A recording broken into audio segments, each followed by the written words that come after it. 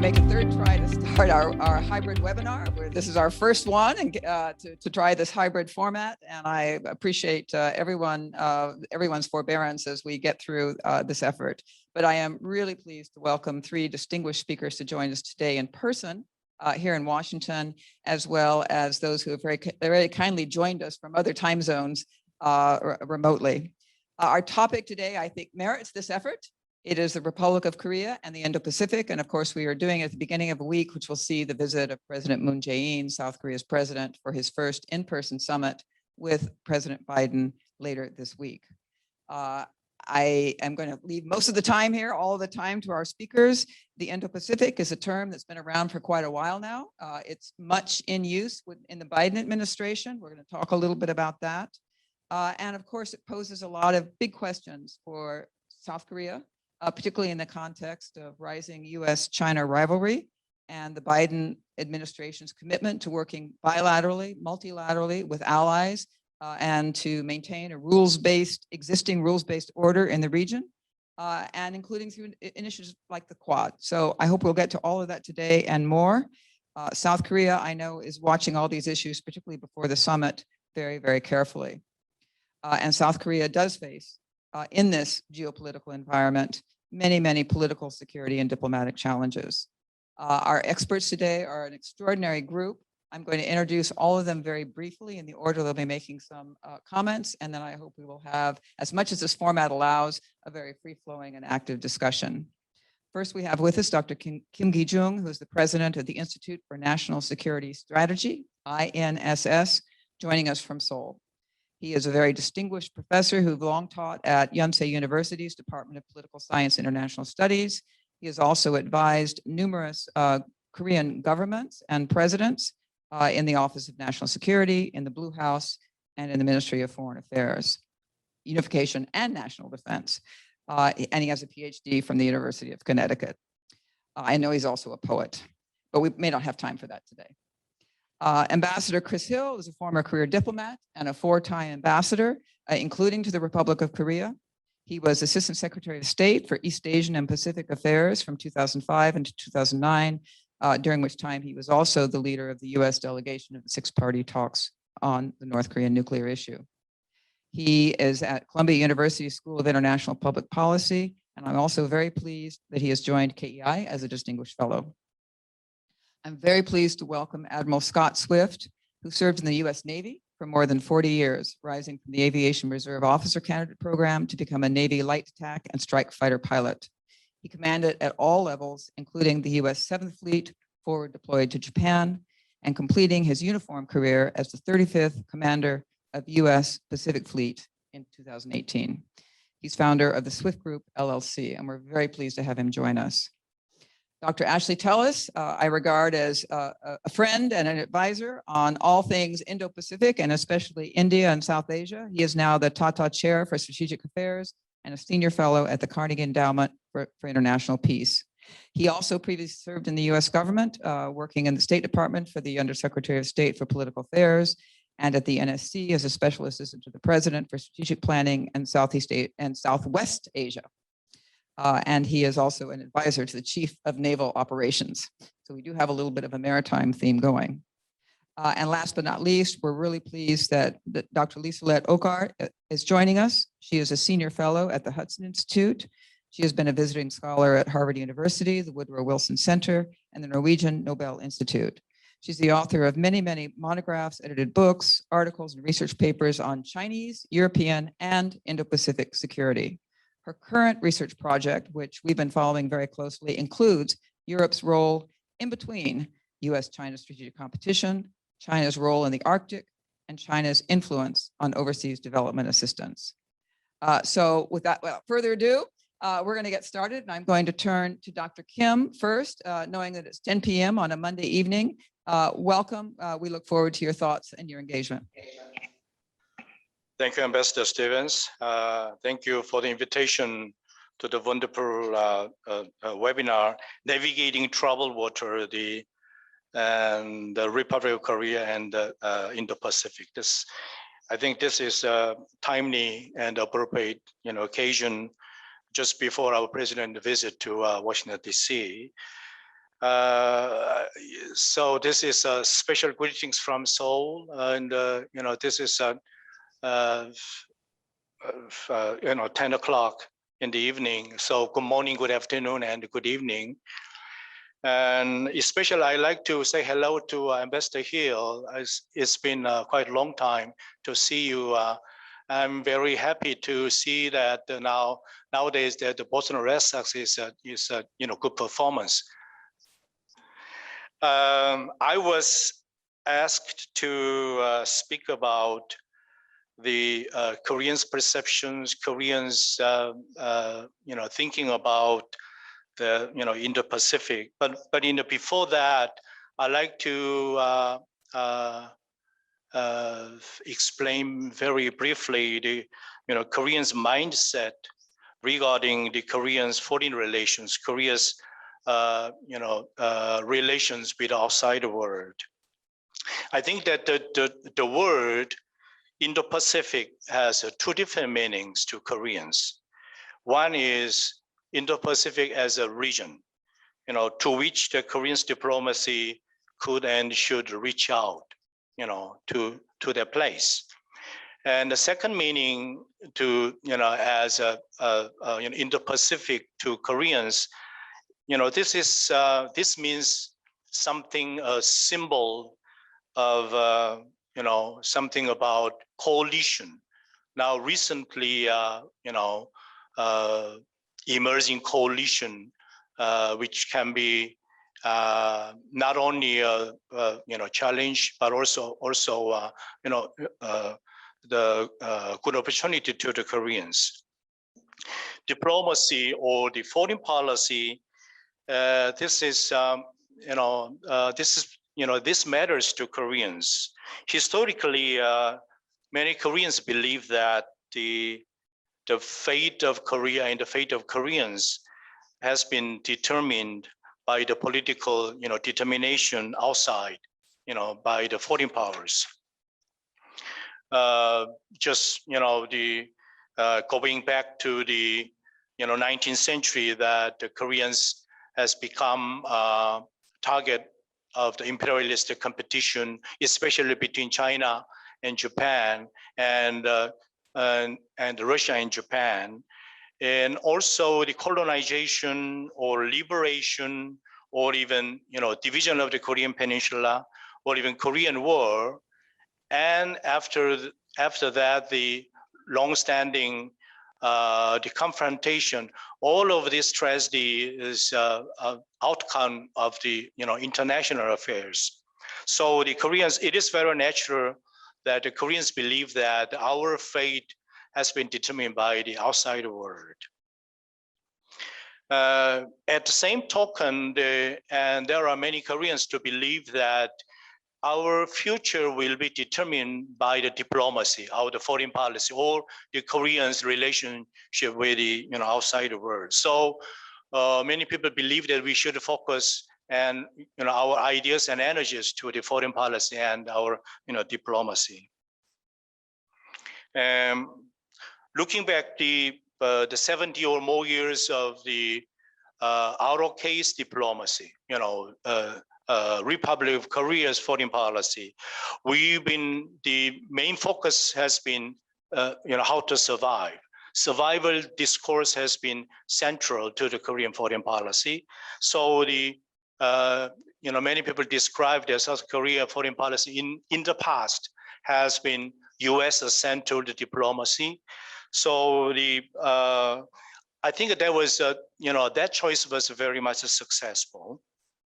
But the many South Korean governments, even though the bilateral alliance with the United States has been very much successful to assure our security, many governments has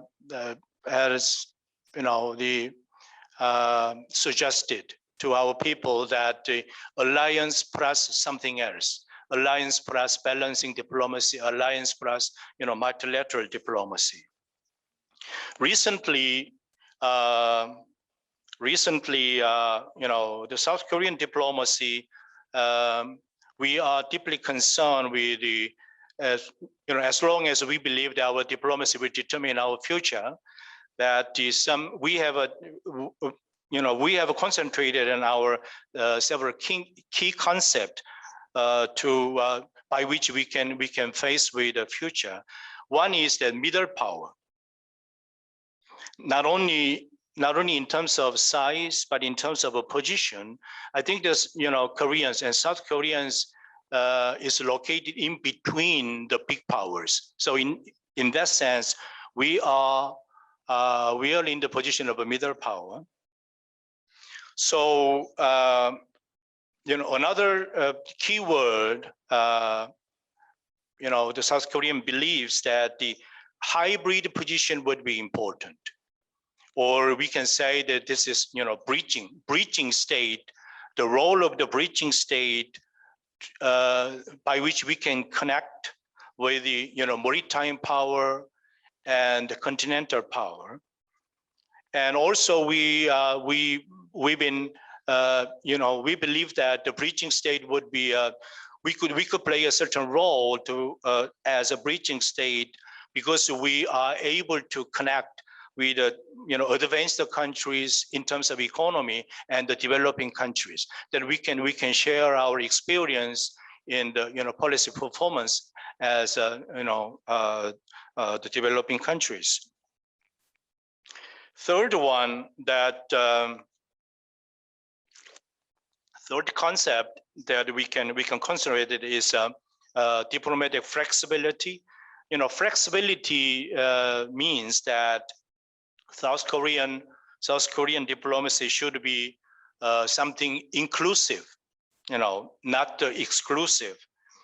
And South Korean diplomacy should be inclusive, especially between the values, to combine the values and interest. And we should also play a certain role as a proactive stance.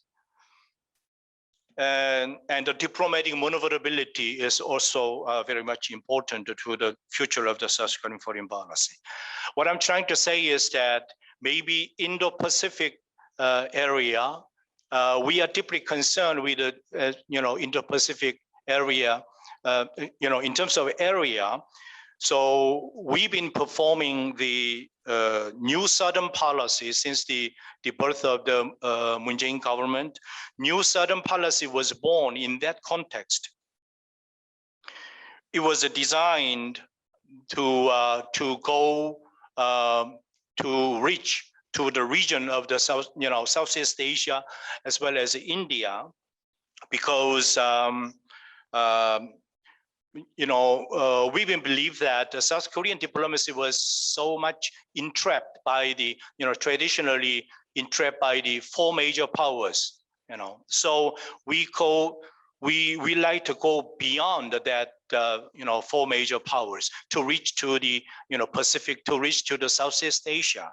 So since during the last 4 years under the Moon Jae-in government, the new Southern policy has been partially very much successful, because we've been, our president has emphasized the key three words, 3 Ps: people, prosperity, and peace. So we've been, Indo-Pacific area has been connected to our new diplomacy here. Second part, maybe I like to use 2 more minutes to to explain my argument that if it is a symbol of coalition, the connotation of the Indo-Pacific, many Koreans believe that this is something important and something else, because it symbolized that a certain coalition, especially this means, Indo-Pacific means that anti-Chinese coalition. Anti-Chinese coalition is important. But in South Korea, it is, even though we've been pursuing the, strong bilateral alliance with the United States, that our relationship with China, it is also very much important to South Korean's economy. So maybe it would be fair to say that maybe South Korea would be last country to join if it is, if we believe it is inevitable, or even, it is, if it would be unavoidable, we would join the so-called coalition of Indo-Pacific, but we would be the last country to join that, because we try to maintain the alliance, military alliance with the United States, but at the same time, we try to, maintain the, strategic, partnership with China, because we have a very much huge, economic interest in China. Of course, many South Korean believes that we do not want to be dependent. Our economy, South Korean economy, should not and could not, wholly dependent on Chinese economy. So we like to diversify our, coalition, and friendship with the other countries. That's why the, Indo-Pacific area matters in this regard to the Koreans now. Maybe I'll stop here. Dr. Kim, thank you. Thank you, Dr. Kim, for that really wide-ranging but succinct overview of Korean views. I'm going to turn to Ambassador Hill now. Well, thank you very much, Kathy, and thank you especially for inviting me to KEI and to have this opportunity to actually meet with friends and colleagues after so many months when we could not do so.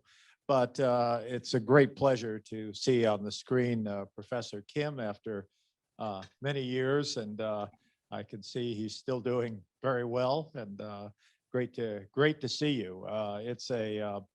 It's instructive, really, that we are sitting here discussing an issue that is as broad as the locations of our various speakers. The Indo-Pacific is quite an extraordinarily large area. When I went to school, we talked about the Pacific Ocean, we talked about the Indian Ocean. We did not have a concept of Indo-Pacific. So in a sense, it's kind of a new concept, and a concept that I think understandably has raised a lot of questions, as Dr. Kim's presentation suggests, questions for some of the middle-sized states in the Indo-Pacific, questions for sort of wither ASEAN, because ASEAN is right there in the middle of this. So I think there is much to discuss, and perhaps in that context, much to try to address. It is interesting that there's more discussion of what this cooperation is not rather than what it is. And of course, this gets into the question that Dr. Kim raised, which is the enormous question of China.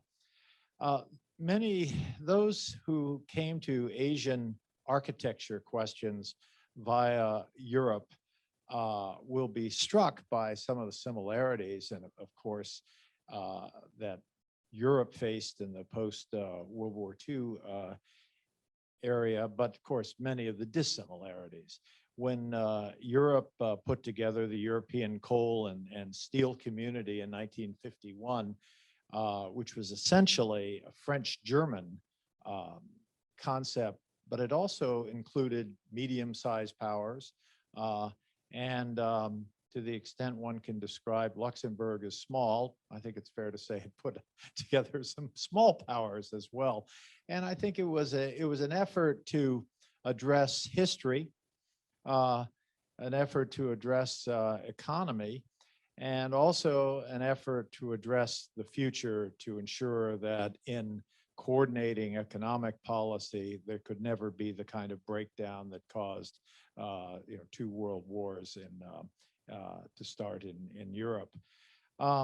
Beyond that, though, I think the Indo-Pacific ideas kind of part with this European pedigree, and rather the Indo-Pacific areas get into a lot of very fundamental questions that have not been resolved. Of course, Dr. Kim put into play the question of China.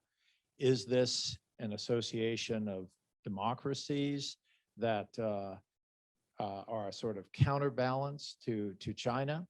For those who protest that proposition, there are many who are interested in it because they think that is what it's about, that it's kind of a crypto security architecture.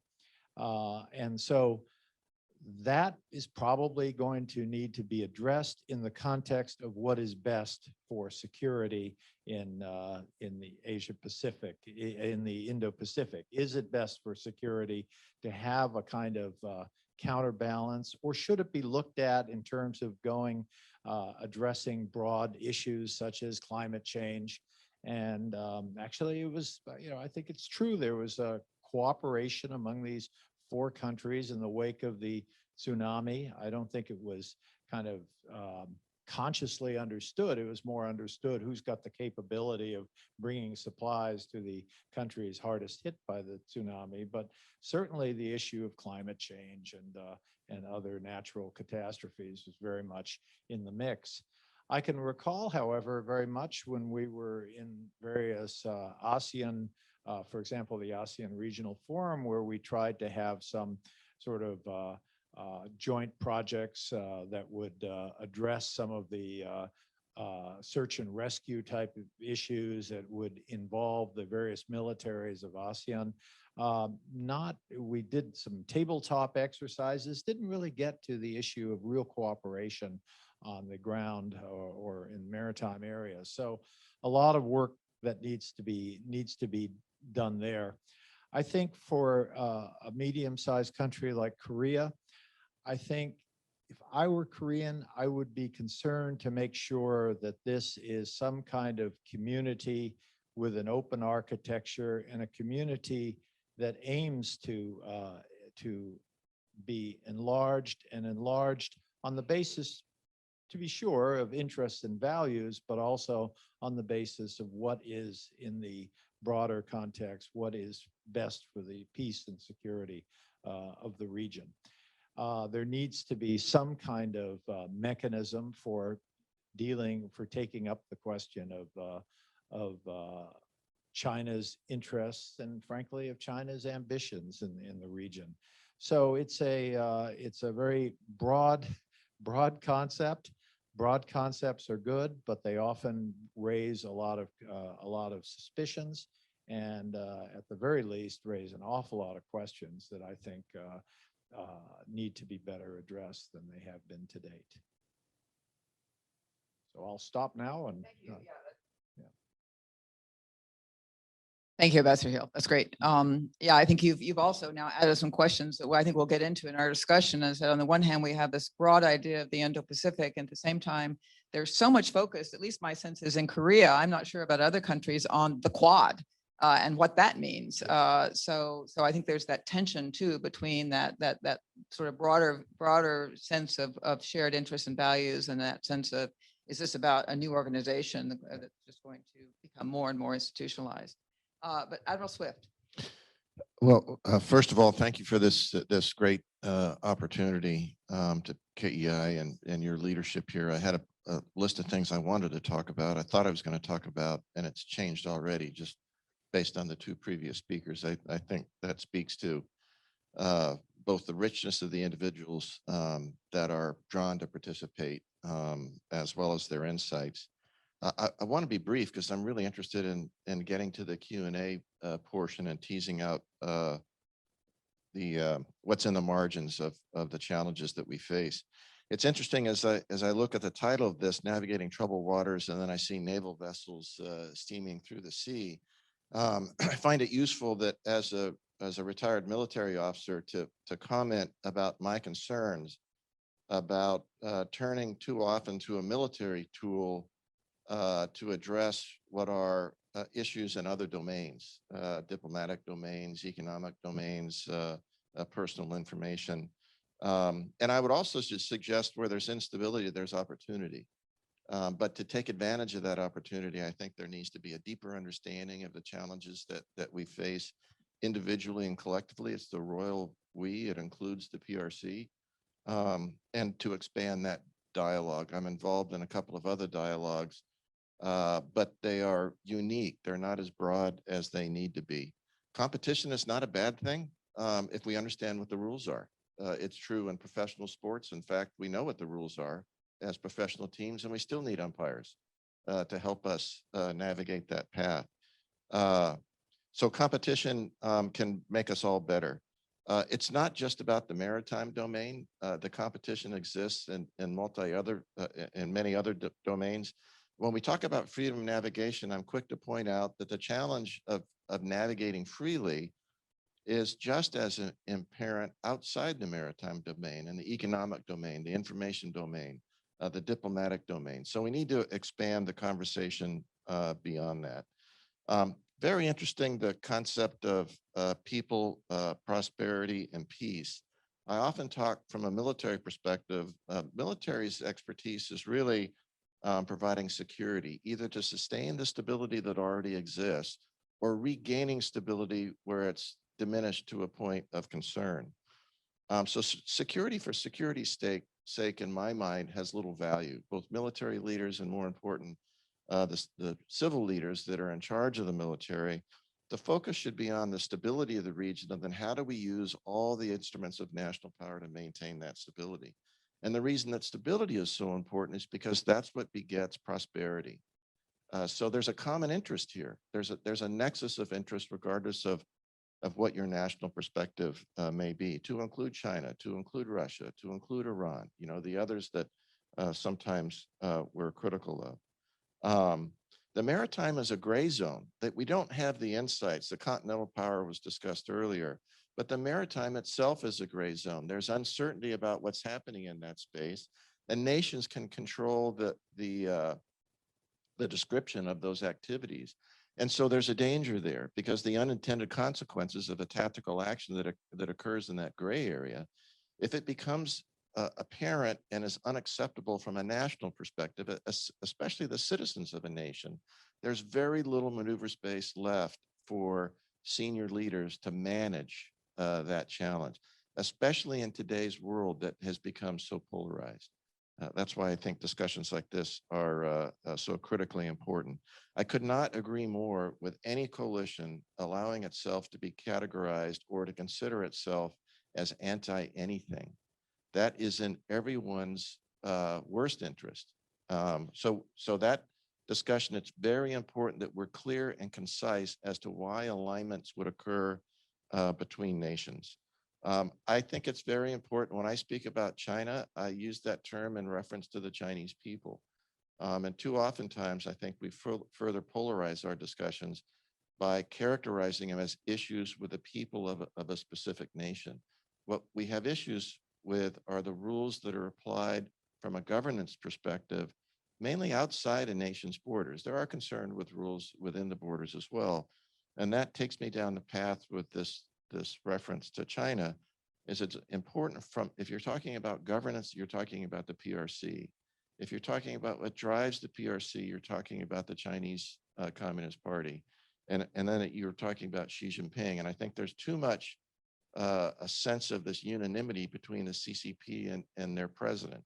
We have disunity within our own country, and that disunity occurs in other countries, to include China as well. So better understanding that is important.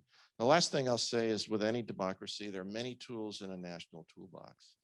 And I think one of the last tools to reach for is a military tool to resolve instability that is occurring amongst the other domains that the tools apply to. I mentioned them: economic, diplomatic, human rights is one. There's many in that box, but that military tool should be the last one that we reach for. It's critically important from a deterrence perspective, deterrence to allow diplomacy to work.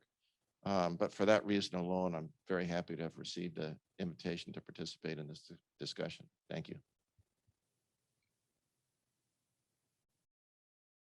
Thank you, Admiral Swift. You've made a lot of important points we want to come back to. I'm going to turn to the first of our two discussants now, Dr. Telus, to comment on what we've heard so far and to add a little more, I hope, especially about the Indo and Indo-Pacific. Thank you, Kathy. It's a pleasure to be here back actually at KEI after many, many years, and absolutely wonderful to see Ambassador Hill and Admiral Swift. Not to mention my old friend Lisa and Professor Kim, whom I'm meeting virtually for the first time. I want to make 3 points in the context of this discussion. And the first is about the Indo-Pacific itself. I think it's really a testament to American success and Chinese success simultaneously. The United States at the end of World War II set out to rebuild a war-torn Asia. And that success has been seen in 3 waves. In the first wave, it was Japanese, Korean, and Taiwanese reconstruction. In the second wave, it was the tigers of Southeast Asia. And in the third wave, it was the rise of China, followed a few decades later by the rise of India. And so the unification of the Indo-Pacific is really a testament to a steadily enlarging sphere of prosperity that began in Northeast Asia and now has reached South Asia and hopefully will go beyond.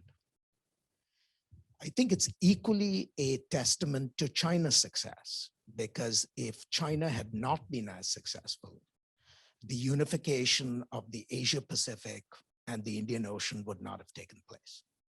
We would have been talking about the Asia Pacific for many decades if China had not been the success that it's become. And it's the expansion of Chinese interests beyond the East Asian periphery into the Middle East, into the Indian Ocean area, into Africa, particularly the East Coast of Africa, that actually has resulted in the unification. And in fact, there is a gentle irony in all of this, that although the United States is often associated with the concept of the Indo-Pacific, it's, in my view, actually a Chinese creation. And the United States has only responded, in fact, probably 10 years after the concept of the Indo-Pacific became real. So in many ways, this is a tribute to the success of 2 countries, and it ought not to be forgotten. There is a huge arc of prosperity which has slowly unfolded since 1945. And the central strategic challenge now is how one protects that arc of prosperity in the face of change, right? So that's point number 1. Point number 2, whether we like it or not, it is about China. And it is about China in the best and in a troublesome sense. In the best sense, because you have a new rising power that has benefited from global interdependence. That is a huge gravitational mass that has linked all the countries on its periphery, and which really in some ways poses new challenges for international politics. We're all comfortable with the metaphors of the Cold War. And the Cold War in many ways was unique because we never had interdependent relations with our adversaries. So the Soviets had a little clique of their own, we had a clique of our own, and we managed to compete without any interconnections whatsoever. Today, whatever China's ambitions may be, those ambitions are now being expressed in a world where it is deeply tied with all the countries on its periphery, including its supposed rival, the United States. And so how one manages competition in an area of deep interdependence, I think is going to be the central challenge in the broader Indo-Pacific region. And I would argue that we haven't yet broken the code for how to engage in competition amidst structural cooperation. And the Cold War analogy sharply reaches its limits when one reaches this kind of a world. Because if you consider China to be a competitor or even an adversary, the question of how one competes with an adversary where you have deep economic linkages with is going to be a challenge that the United States faces, and not just the United States, but every one of our Asian partners, which has very deep ties with China. So the nature of competition in the world to come in the Indo-Pacific is going to be very different from anything that we've seen in the last iteration of global competition. And we have to figure out how to make this work. The third point, I think it is the object of US strategy, whether it is articulated or not, that successful competition amidst interdependence in the Indo-Pacific space is going to require the creation of a genuine multipolarity in Asia. And that is because we do not have the luxury of containing China anymore. We could contain the Soviet Union, as I said, because we had no economic ties. We cannot contain China because we are deeply intertwined with China. And none of our partners, whatever they profess, can afford to contain China, one, because they're weaker than China, and two, because they continue to rely on China for their own prosperity. So given that fact that containment is essentially ruled out, what is the alternative strategy for managing the rise of a new great power? And it seems to me that the only strategy that's out there is to maintain an Asia which is not dominated by China alone, but which has room for other powers on China's periphery. And I would put the Republic of Korea as one of those powers. I would put Japan. I would put at least one or two key nations in Southeast Asia. Of course, India and the United States, which is a resident power.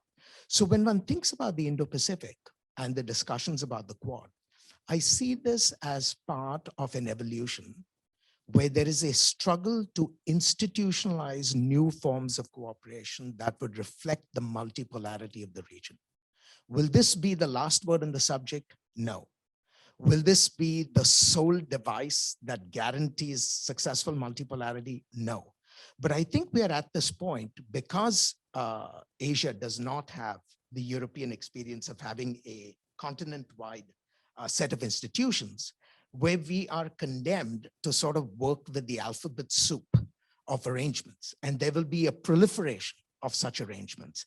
And I see the Quad as just being one more of those arrangements. It will not be the final guarantee of security.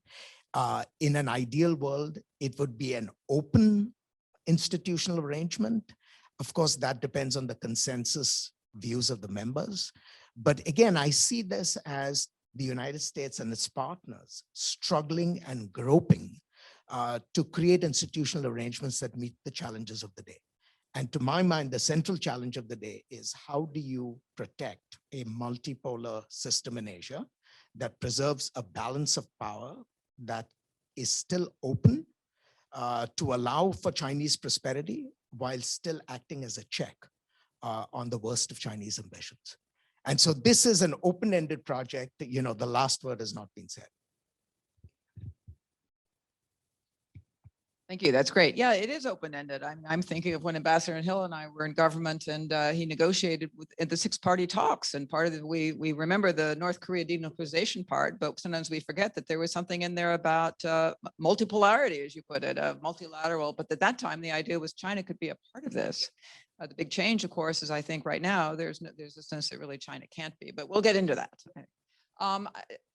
Last but not least, in terms of our initial interventions, is Dr. Okar, which thank you so much again for joining us.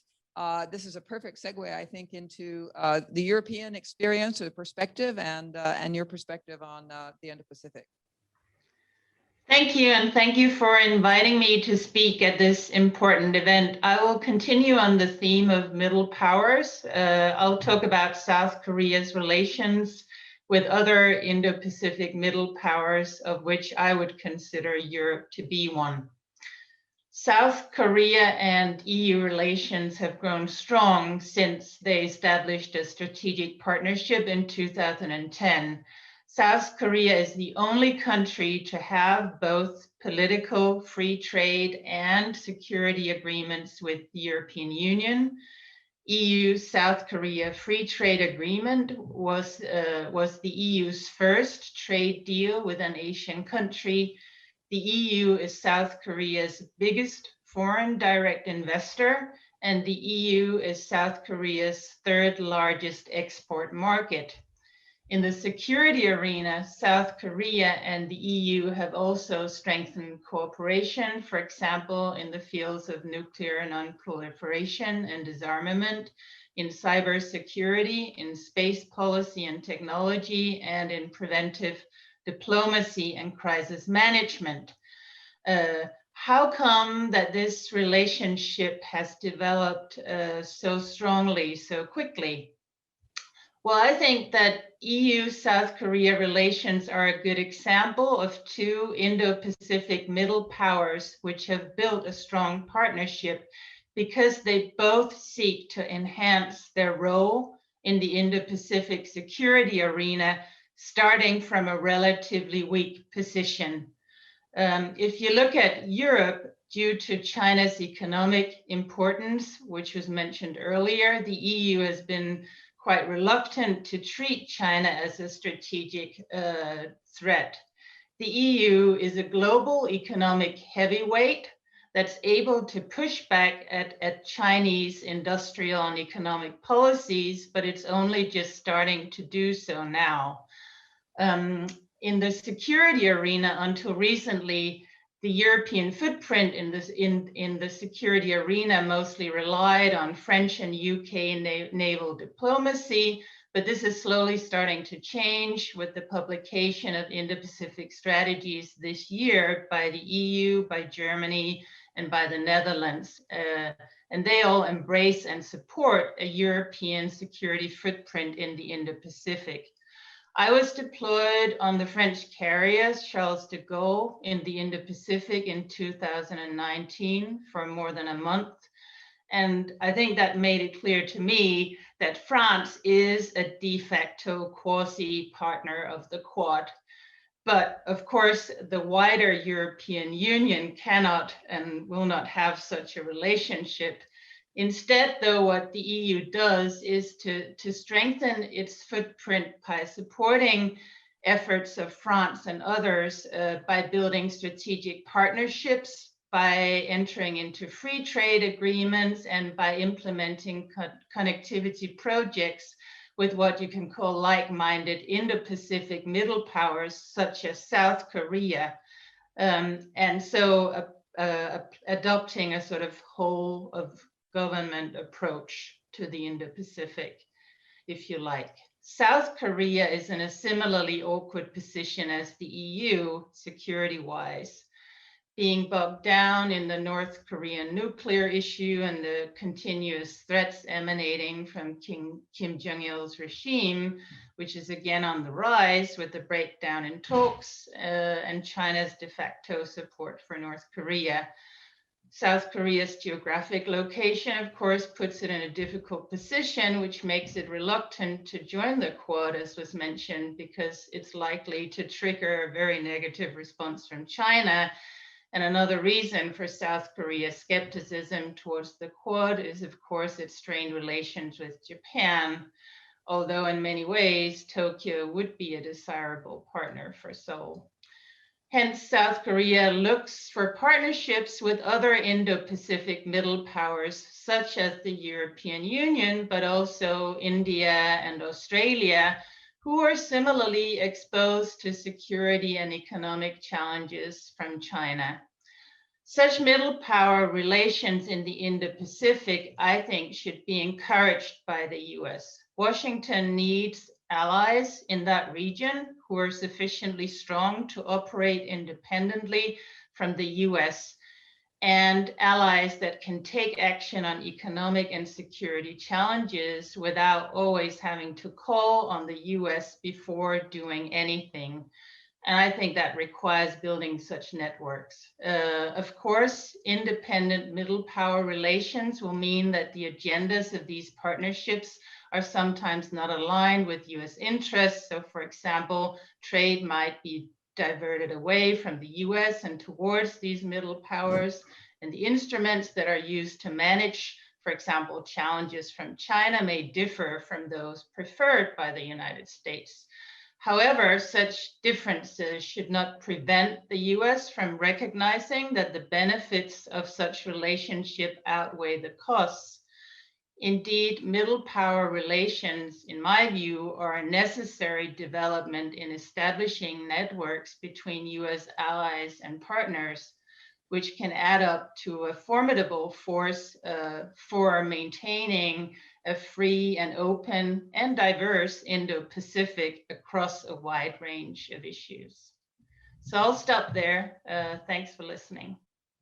Thanks very much. That's terrific, and I think a great follow-on to some of the points that that Ashley was making. I have a lot I'd like to respond to, but I'm mindful it's creeping towards practically midnight in Seoul, and I do want to give Dr. Kim maybe the first opportunity, if he'd like to take it, to make some comments. I hope we can have some discussion among ourselves, and we're going to have, I think, some questions that have come in from our watching audience. But you know, if I may say, Dr. Kim, please comment as you like, but I'd love for you to take up some of the points that that were made by Liselott and by Ashley just now in terms of these various multilateral arrangements. And my own observation, this is coming from me, that in Korea and South Korea, there seems to be a lot of energy, which sometimes in Washington we don't notice, but a lot of energy in building ties with Europe, with the European Union, with India for that matter, with others.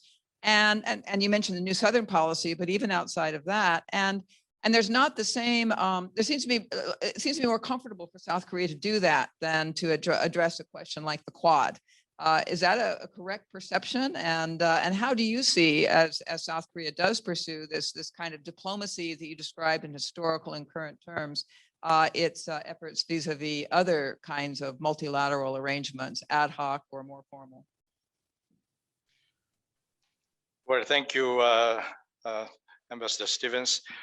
Well, actually, I learned a lot. I mean, I did. As I mentioned, maybe we've been speaking of the South Korean foreign policy in terms of some kind of concept or even terms. But I didn't realize that people like you, witnessing the South Korean diplomatic activities is very widely well known to the people in Washington or even the outside world. Maybe theoretically or conceptually, maybe that was we call it maneuverability of South Korean foreign policy. That's where we're aiming, to do that. Well, I don't know. Maybe, our position with regard to the Quad is very sensitive question, actually. Or even, as I said, Indo-Pacific. The term Indo-Pacific, even though it is, in a sense, it means, it describes a region that we should reach to. But when we say Indo-Pacific, maybe this is something that the power coalition, as you mentioned, the multilateral coalition or multilateral arrangement, to vis-a-vis the China. Recently in South Korea, it is kind of a social mood. We've been experiencing our difficult times, or even good times, in the during the days of the Cold War. As you know, South Korea has been standing at the front line in the Northeast Asia. So when people talk about the possibility of emergence of the new Cold War, many people believe that it is inevitable as long as we're concerned with the Sino-American rivalry has been intensified, or even maybe we should maybe, even though we like to maintain successfully the bilateral alliance with the United States, but in emergence of the new Cold War types of international order, maybe we should, if we can, we should avoid that kind of emergence. So maybe the term or the word Quad is like a very sensitive word to ask ourselves whether to join the Quad or not. Or some people say that South Korean position is Quad and plus something. We do not want to be regarded as something plus. Or it sounds like something periphery. If we decide to join the Quad, it should be a penta. the five powers to make some kind of arrangement. So in South Korea, we've I don't know, it is some kind of a coercive request, to ask ourselves to choose this or that, to choose this country or that country. Maybe this is a framework of coercive question. But as we've been asking ourselves, and we've been trying to answer to the question. During that process, we believe that our strategy in the field of foreign policy would be developed. Middle power. I mean, theoretically yes, in practice yes. But in our generation, still South Korea believes is relative small power. As you know that according to our older terms, older saying that small would be easily burst among the big whales fight. That's the so still South Koreans' mentality. Partially, it is we believe that we are very we've been in a position of a small power. So what I'm trying to say is we've been very sensitive to the outside response, outsiders, outside powers activities. So when the European friends called us as a middle power, I'm very glad to hear that. Maybe we should prefer that how to behave like the middle power. But I think we are still learning. Maybe this is my question as well as a comment as to Dr. Telus. I think your comment is very much interesting. I think you're a historian, to explain very complicated things in a very brief way. Do you think that as you said, that the U.S. strategy against the Soviet Union, that we call it, this is containment. Maybe containment was successful partially, but in containment would not be possible against China because intertwined conditions between the U.S. and China, maybe China and the outside world. So what would be the name of a strategy or concept of strategy in between the containment and the engagement? Or can you say this is hawkish engagement or dovish engagement? Or what would be a middle position between the containment policy? If you think that the containment is not containment policy would not be possible against China, and if you think that engagement is Washington's engagement has already failed. So what would be a position in terms of a strategy? Actually, I'll turn to you on that and maybe others as well. I'm just going to inject. We have from the audience a number of questions that kind of refer to the economic element of that. I think it goes back to something that Scott was saying about, this is not about the military only, and the convergence between the kind of the economic and security issues is something that I think is very much on people's minds. But yeah, it's a great question. A few years ago, I'd written a small monograph that actually addressed this question. And what I argued was that the middle path is essentially balancing. And balancing allows you to engage openly in those issue areas where there is no conflict of interest. But it also allows you to resist to the degree necessary in those issue areas where there are conflicts of interest. And this is not a new concept that I've invented. I mean, it goes back to Henry Kissinger and the search for equilibrium. I remember Condi Rice made that famous speech at the Manhattan Institute, I think in the early 2000s, where she talked about a balance of power that favors freedom. So the idea was that balancing preserves the capacity to engage with all parties, including your competitors and including your adversaries, while still putting in place those military capabilities and institutional restraints that would be necessary to prevent your adversaries from doing harm to your core interests.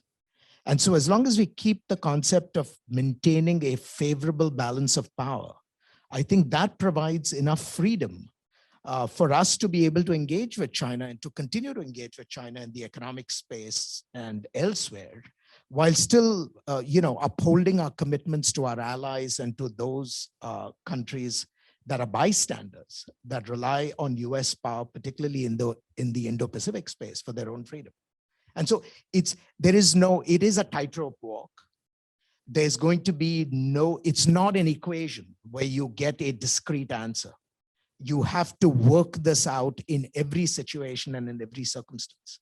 But we have no alternative. I mean, that's the point. The point is we have no alternative, because the easy alternatives of pure engagement and pure containment are simply impossible to sustain in the current environment.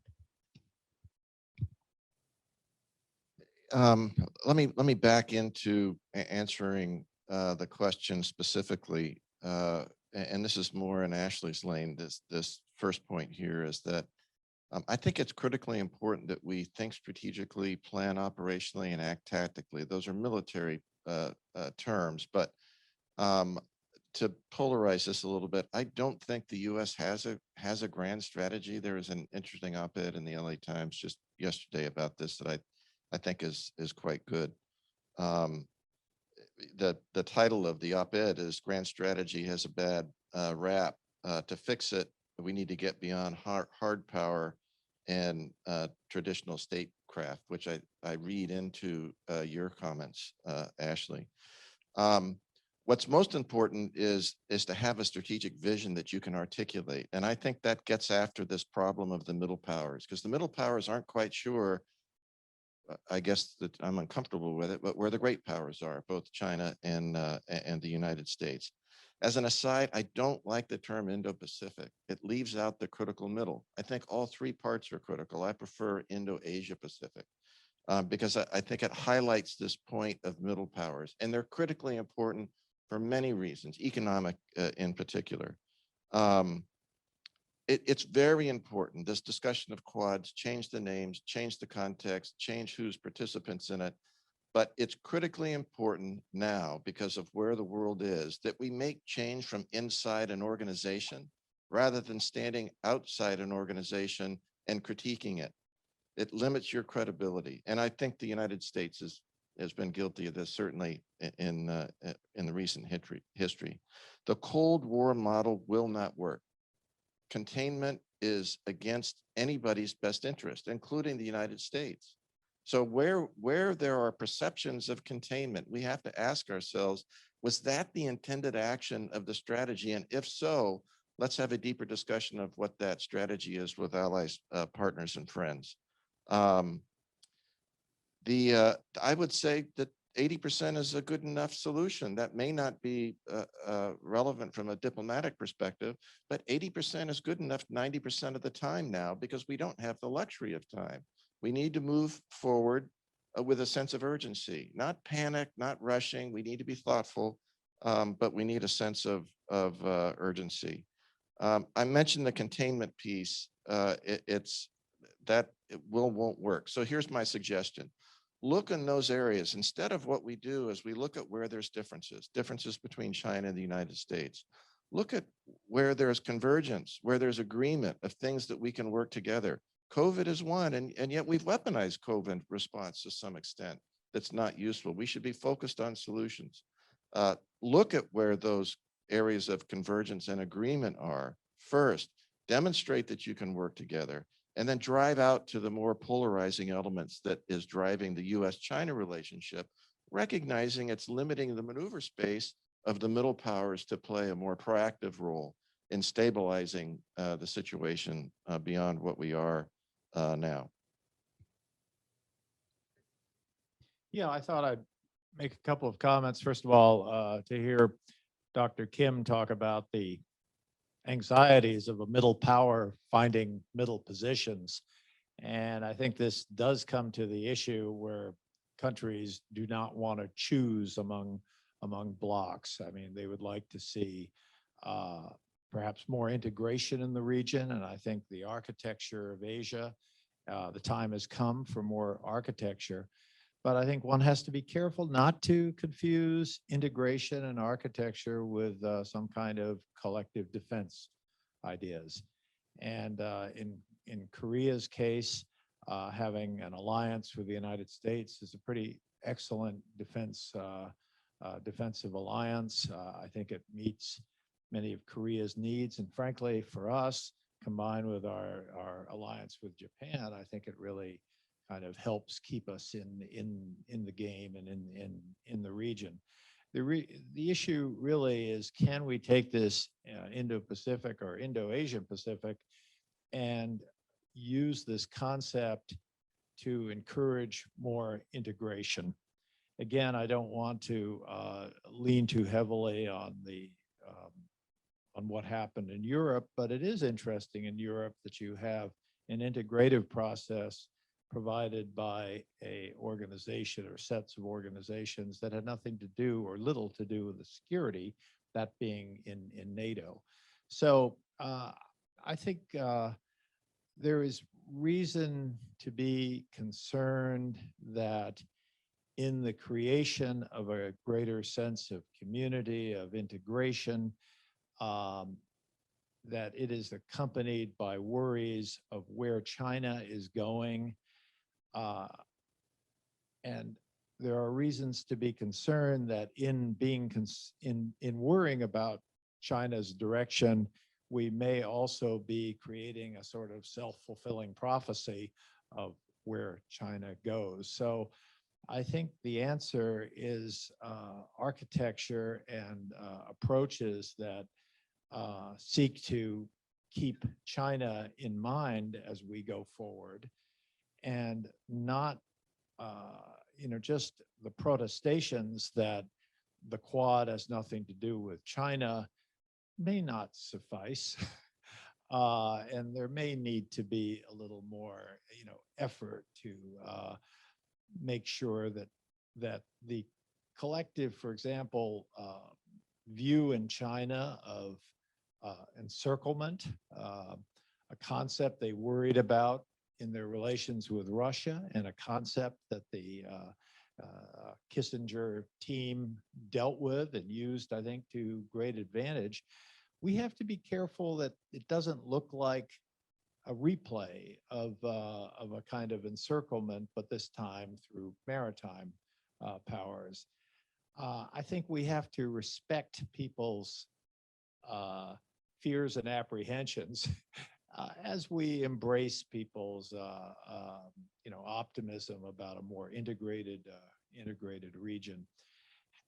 I think there should be a bigger role for Europe in this, and I would hope we will see that in the future, and not just among through French maritime assets or German industrial assets, but rather through a broader, more comprehensive notion. Because if there's anything that the pandemic has taught us, it's the concept that we're all in this, mothership of the earth together.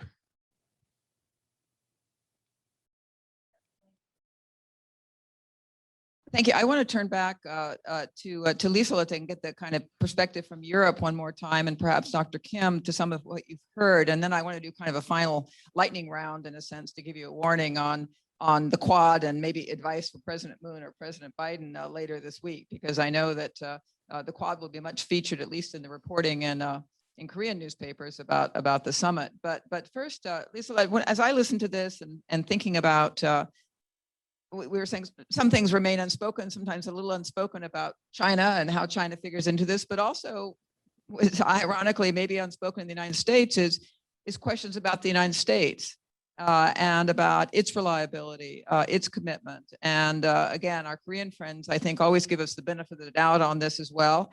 But when I look at some of the ties that are budding so quickly, it seems to me, bilateral, multilateral, Europe and Asia and so on, Is there a little bit of hedging in this? Is there a little bit of a sense that, maybe the U.S. is not on the right track in the way that maybe it is really on a containment track that's not going to work, and we've got to provide an alternative.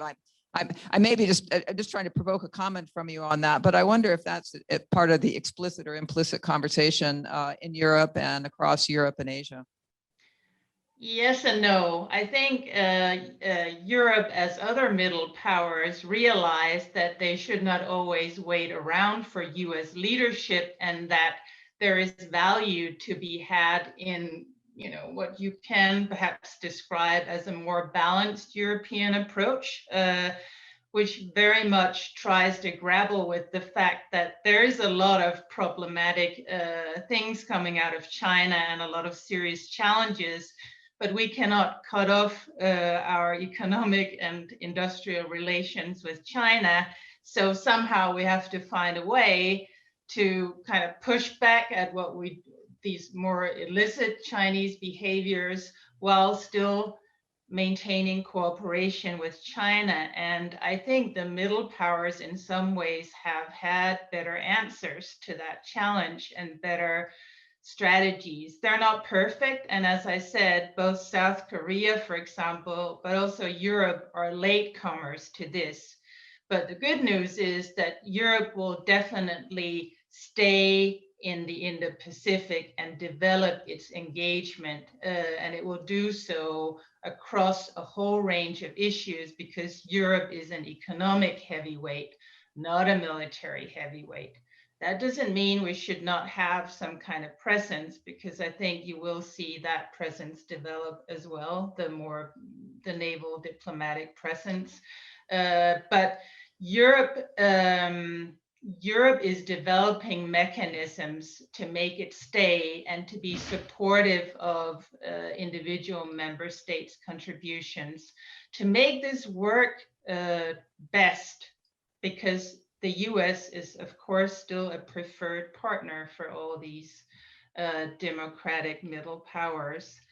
I think there needs to be a focus on more coordination and, how do you align the strategies Europe uses to deal with China challenges with those that are preferred by the United States and are sometimes more upfront and more reliant on hard power. Because I think if you combine these approaches, then I think it can be a very effective way of not excluding China, but pushing back against the behaviors we all agree in the democratic world are problematic, and then at the same time engage China and be willing to cooperate it on certain issues. Yeah, thank you. I'm going to circle back around. We're already at a point where we're kind of probably to people's last intervention. So I welcome people to say whatever they'd like to, but I'm going to, and I think I'll give Dr. Kim the last word here, since we began with him, and I think we should end in Seoul, where it's already night. You're a little ahead of us. But we have gotten back to the Quad. I said I was, and I do think that it maybe gets more attention than it really should, but that seems to be something the Biden administration is really. I'm looking at everybody here. Could I ask? Yeah. Ashley, Okay. though, Sure. maybe to talk about India's aspirations. Well, there is that. For the Quad. India has a lot of issues with China, maritime, but also continental. And India, I just don't know to what extent India has followed, Japanese, Chinese maritime problems or these other issues in the Western Pacific. So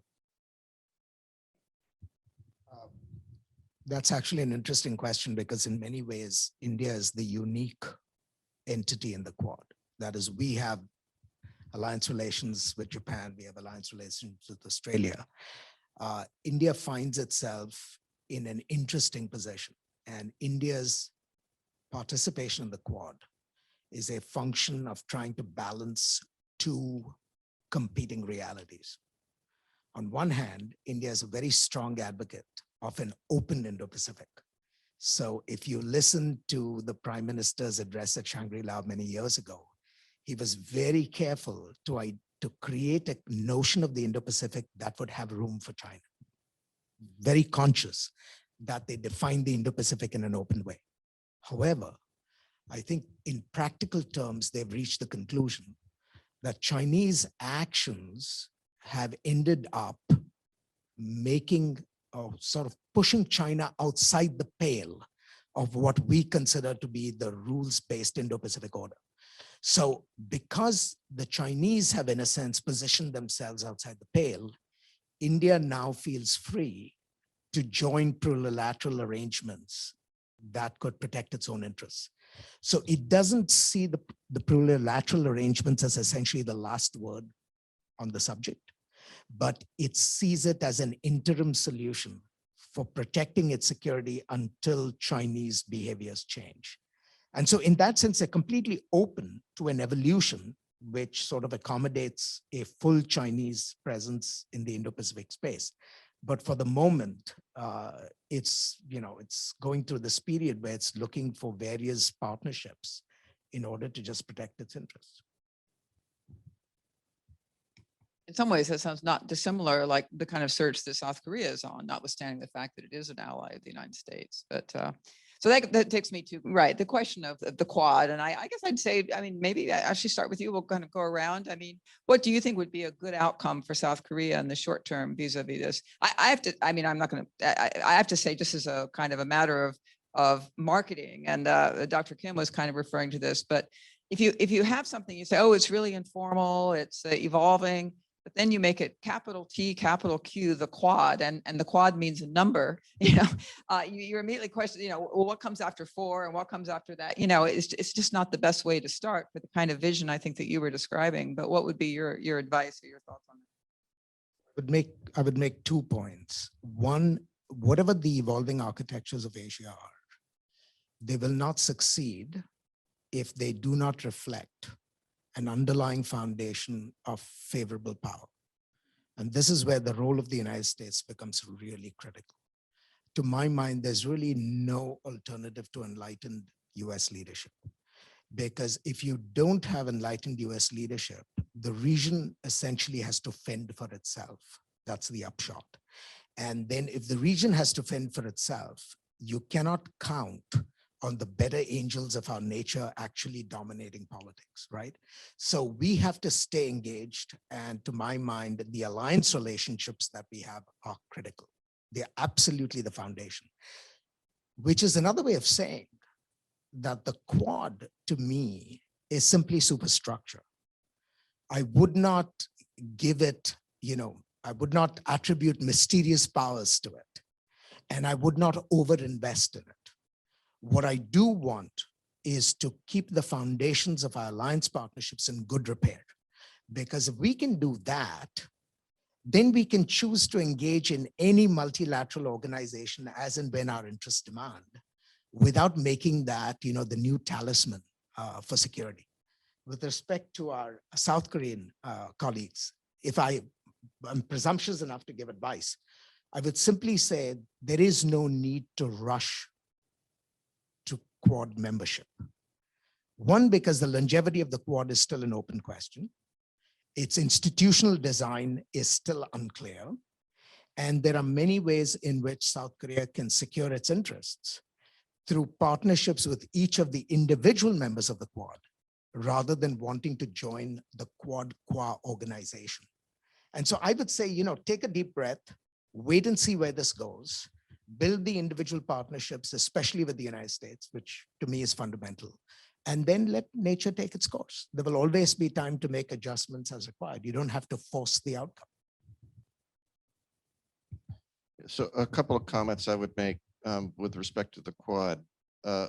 First of all, moving away from certainly unilateralism to bilateralism is a positive step, but we need to move to multilateralism. And I think certainly from a trade sanction perspective, there's a strong argument to be made that the United States has recently pursued a path of bilateralism as far as our engagement. So this isn't, I don't see a big delta between those that are critical of China being bilateral and reluctant to pursue multilateral relationships and the United States. There's an interesting, in my engagements with friends in the region, there was a long discussion about the legitimacy of the United States, certainly as they observe the actions of the United States in the context of the region. There's a term that has been used a couple of times in conversations I've had about the relevancy of the United States, which should be very troubling. Because if you're not legitimate, I think it's much easier to recover in the definition of legitimacy of the minds of those that are in the region. It's much easier to recover from actions. But if you lose relevancy, it's a much more difficult path to recovery. It's interesting, the comment that was made about waiting around for U.S. leadership. I think we see that in TPP-11. One of my criticisms, I'm a big proponent of TPP. One of my criticisms of the original TPP is that China wasn't included. We should have included China. I would guess that they probably would not have participated because of the stipulations that were a part of the free and open system that trade structure was advocating for. This is what I would say specifically about Quads. It's about opportunity. I think it's a relic of the past, but it's the best structure that was available for those that were of interest to frame something around to move forward on. But to suggest that it's a model that will be applied going forward, I think to your point, that's very open. And I would encourage not just the Koreans, actually there's an opportunity for the Koreans and the EU to exercise leadership here, is to say, we're not buying into the Quad structure as it is now, but it's a great place to start. We appreciate where it is. And then we want to get engaged and have a discussion, an internal discussion about how we can modify this and make it more inclusive and more multilateral. It's interesting, the comment that you made, I could not agree with you more. We talk about, I think that US leadership is critically important. I'll go out on a limb and say, I think enlightened US leadership is what's lacking. And we can enlighten ourselves by listening to others in forums such as this, what their perspectives are, and maybe that's the best approach for Quads as well.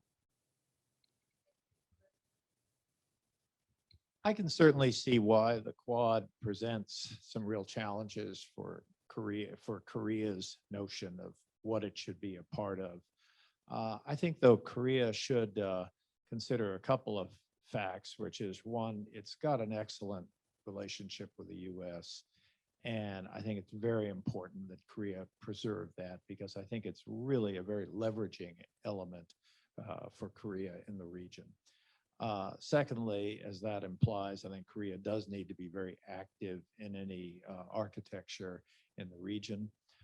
Korea is active through ASEAN, sort of extended family organizations, and I think that's been very helpful to Korea to reinforce Scott's point that we're not just talking Indo-Pacific, we're talking Indo-Asia Pacific. So I think Korea has a pretty good cachet in those ASEAN countries and should continue to do so. Finally, I think from Korea's perspective, as it views very carefully this Quad mechanism, and by the way, I'm with Ashley. I'm not sure 50 years from now we'll be talking about the Quad. We'll be talking about some kind of integrative process. We'll be talking about architecture. I'm not sure we're going to be talking about 4 sort of regional great powers, if you will. But I think it's very important for Korea to find a way forward with Japan. And I don't think it's helpful to Korea to have enmity with a Quad member. I really think some of these issues can be moved ahead. And I think that would be very much in Korea's interest. Beyond that, the best thing about the Quad is the concept that it is engaging US interests in the region. The worst thing that we've seen in recent years is a kind of strange detachment from the region. And that is not helpful to anybody, and I would argue especially the US. And here we are almost an hour and a half into this, and no one's mentioned North Korea. So what more appropriate person to do so than me? That's got to be fixed. It's got to be worked on. And for those who think it's hard to work with China, try working against China on this. So that does need to be addressed. It's a tough issue, and I absolutely support our Korean friends in believing that we ought to really continue to go after it. There's been, of course, a review of the policy. There's a lot of commentary of whether it's new or whether it's simply, rinse and repeat kind of situation. But we've got to address what is essentially one of, and there are a couple others, but one of the most destabilizing security issues in the region. And I hope that we can stay with some focus on that. Important point. So, Dr. Kim, we're going to give you the last word. We do need another at least hour and a half, but we have an unbroken record of never having a conversation where we don't mention North Korea. So thank you, and it is very important, and China. But Dr. Kim, we'll give you the last word. And actually, even before I do that, I'll remind people that we're going to have another. My last word will be very, very brief. Well, just one thing that I sincerely hope that KEI and Ambassador Stevens would arrange another meeting to discuss the peace process on the Korean Peninsula, how to deal with North Korea, and how to deal with China on that matter. Again, I learned a lot, and when we discuss South Korea as a middle power, it reminds me old days. That happens about 16 or 15 years ago when the ambassador here was, the American ambassador to Korea. It was when we were in the South Korea as a balancer in the Northeast Asia. So there was a huge debate was heated up on maybe you can recall that. So many people believe that balance or balancing or balancer in terms of the arrangement of power or structure. I rather counter-argued and gainsay that, South Korea as a balancer, we are going to play a certain role as a facilitator, initiator, or even mediator. That was what South Korea's future foreign policy is all about. And that idea has now realized as President Moon Jae-in, South Korea as a driver on the Korean Peninsula. I think that was also connected with the idea of South Korea as a middle power. So South Korea would something, a productive role in making this area more, more prosperity, more prosperous and more stable. Last thing that again I thank to the old members, the participant, especially Dr. Telus, that you're saying is something, your statement gave us some kind of insight to me actually. So I learned that maybe this is we're witnessing some kind of a transitional period from when I like to talk about Quad. Maybe we're in a very initial stage in terms of informal consultation. Something to make in the future in some kind of a multilateral arrangement in a more institutionalized way. That's fine. So I bought it. I agree with you that the South Korea need a deep breath. Maybe we should look around. But the thing is that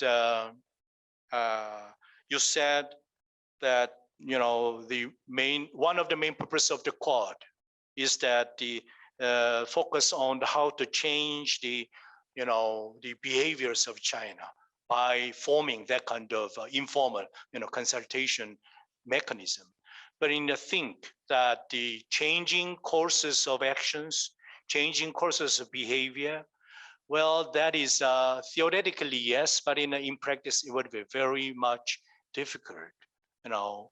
So we support that the values in terms of 같이, 같이 갑시다, 같이, values, democracy, free ride, multilateralism, or we support that idea.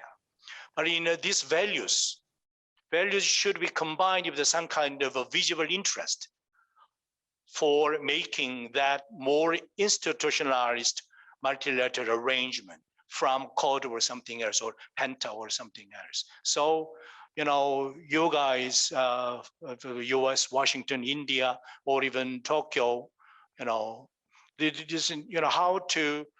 to suggest this, the values, important values like, democracy or free trade, that could be how to combine with these values with, interest for the region, for the country. That would be the future goal, to induce South Korea to Quad or something, Penta or something. Okay, I'll stop here. Thank you so much. Terrific sum up. Dr. Kim, Dr. Ogard, I want to thank you both for joining us and for your patience with our technical difficulties. I extend the same thanks for the forbearance of our group here. It's been terrific to get together in person and to have this conversation on screen and off screen. We look forward to seeing both of you in Washington or Seoul or elsewhere as we continue this discussion. Tomorrow, KEI will have another panel event with a new panel to look at something we have alluded to, but not really gone into depth, and that is ASEAN, and maybe even the concept of ASEAN centrality. Remember that? So I hope people will join us for that. I too like to have learned a great deal, have a lot to think about, and thank you all for your time. And yes, I too like the fact that kachi means Korea. And it also, if you pronounce Korean badly like I do, it means values. So you can say 같은 kachi 바탕으로 같이 갑시다. So thank you so much for that, and see you all soon. Bye-bye.